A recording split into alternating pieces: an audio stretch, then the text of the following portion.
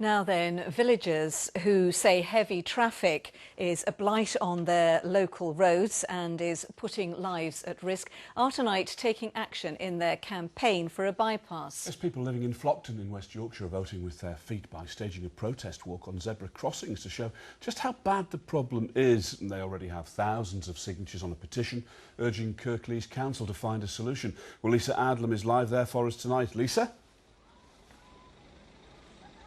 Yes, Duncan, well, for the last couple of hours, people have been walking a loop around the A637 up and down this road between Huddersfield and Wakefield in the village of Flockton to highlight the problems that they have with traffic. They've been going across the crossing down here and across one just at the brow of the hill. The traffic, believe it or not, is actually quite a lot lighter than it was earlier when we were here, but we did witness the problems that they have. They say this road is no longer fit for purpose, that traffic has increased dramatically in the last 10 years, and that it's no longer safe either for pedestrians or the school children who use that crossing just at the bottom of the hill here to get to school. I'm joined by some of the campaigners here. Dave, you're one of the organisers. Why is this so important?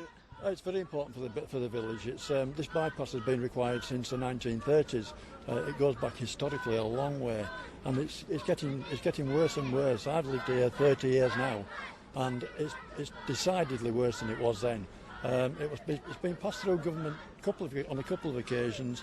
Kirklees Council passed it back in the 90s to say that there was one. And it's just getting worse and worse, and it's just not, as you said before, it's just not fit for purpose now.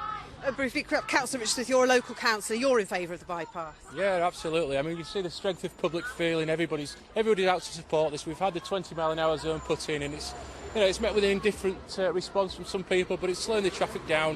What we're trying to do is just get the local council to see what the problems actually are and see if we can actually build a bit of momentum.